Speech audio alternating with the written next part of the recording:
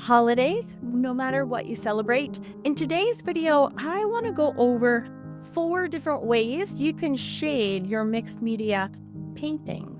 You have a lot of choices in mixed media, so which is the right one? And what am I going to be using?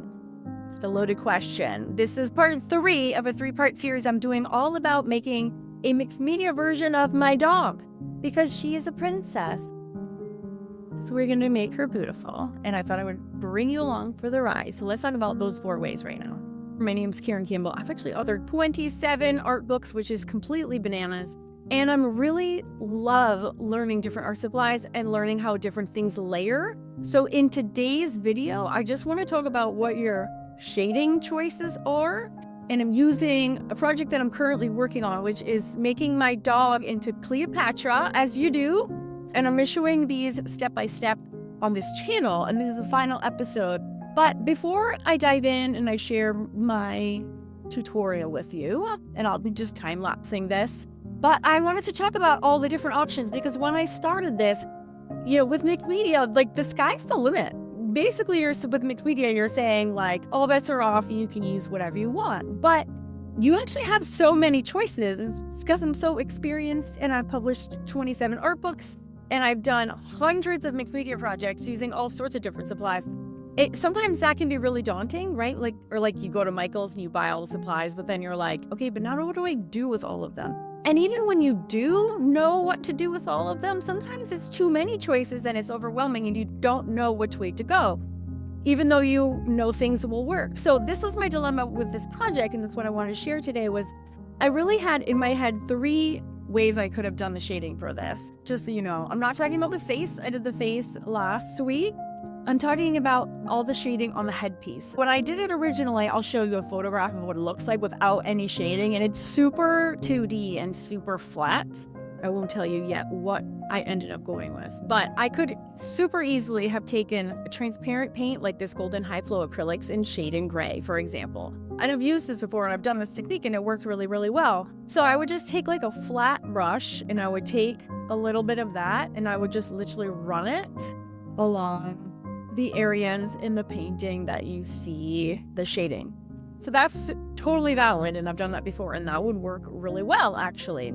So that was way 1 that I was debating. And then way 2 was doing just like I did with the face, which is just using Gelatos, and that's it, which seems crazy, but it's awesome and it works, which is why I did a whole video on that last week. I actually have a few gelato videos. Such a cool art supply. A 3rd way I could have done this was using my Stabilo all pencil. I do this trick all the time with my drawing club students because we don't get heavily into all the different mediums that I do with my mixed media society students.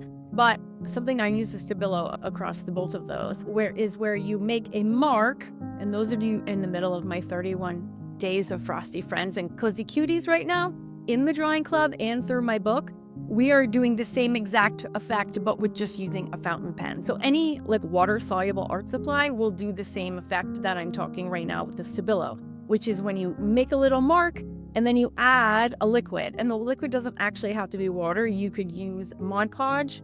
That way it activates and freezes it afterward.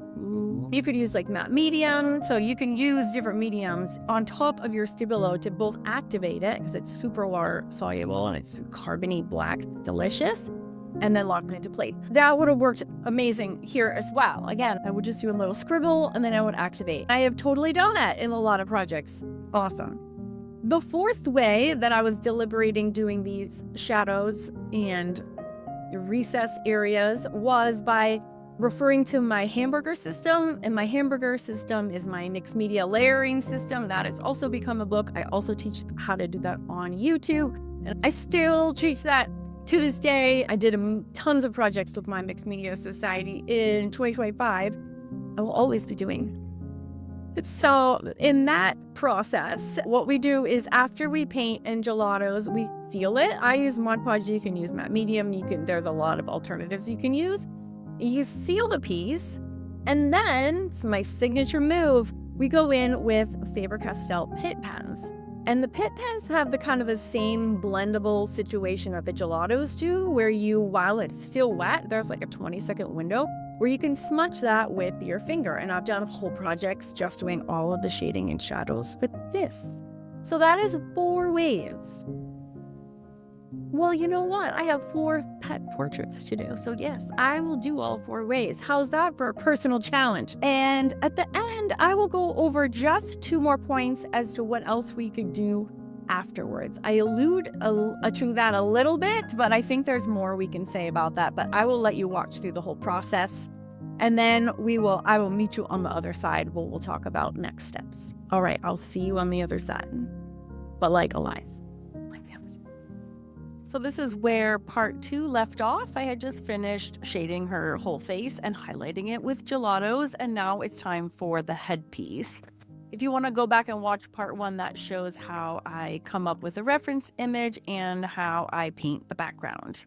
In part 2, I paint the face and use Gelatos to do all the contouring. So here we are in part 3, and I'm super daunted by this headpiece, just so you know. Really have no idea how to attack it in any sane way. So I reverted to doing what I always do, which is just taking it very step by step. So I just decided to focus on one section at a time. So I'm starting with the big, obviously, as you can see. That first layer of white is gesso. I knew that if I didn't apply the gesso, well, I figured my paints going on top would not have the coverage that I needed, especially the gold part, which as you can see, I bail out super quick. So I painted the whole thing blue, let it dry, put the washi tape on so I could segment out the little sections that I wanted as stripes. Now, I don't love this because the original ones are super close together and these are really fat, but I digress. So to make the gold acrylics stand out, they really have really crappy coverage alone. So that's why I painted everything yellow ochre first, let it dry, and then I put the gold paint on top. That way, the yellow ochre is almost like a gesso layer for the gold, and then we don't have to worry about coverage. It's already covered, and then the gold is nice and shiny on top. So perfect workaround. Again, we're like awesome at coming up with workarounds and problem-solving techniques because we have the whole world at our disposal, and it is awesome. Speaking of hacks and arsenals, I really hate nothing more than going and doing something with fine detail with a paintbrush. So I always pick my paint pens for this. This is an awesome chrome paint pen that I got a while ago that works so well. It's super shiny in person. The camera does not do it justice at all, but it's super shiny, has beautiful, glorious coverage. This 8-pack, I think, of markers came with like silvers and all sorts of shades of gold. That they're literally gorgeous markers. I will make sure I have the links to this below for you. So I'm coloring everything that's painstaking in with my marker. And then if there are some larger areas, plus I wanted to make sure I matched the paint to the headpiece, I used paint and it looks like crap, which is why I'm going back in with my chrome marker and doing touch-ups. I'm also using a thinner paint marker to do all of those. It's almost like Zentangling, because doing that with a paintbrush would be so hard. Now, I was really deliberating whether or not to use an outline, but once you get started, you really can't go back. I wasn't really sure that I had made the right decision until I had done about 80% of it, and then I was like, okay, that was the right thing to do. That was super easy for me to get going once I was on a roll. The Posca pens are awesome, but the nibs can be less than awesome. So you have to make sure you're using the right nib when you're working with mixed media. There's a certain nib, I believe it's the 3mm nib, that snags on absolutely everything. But the other nibs, not so much. So I just chose a finer nib and I had no problems whatsoever.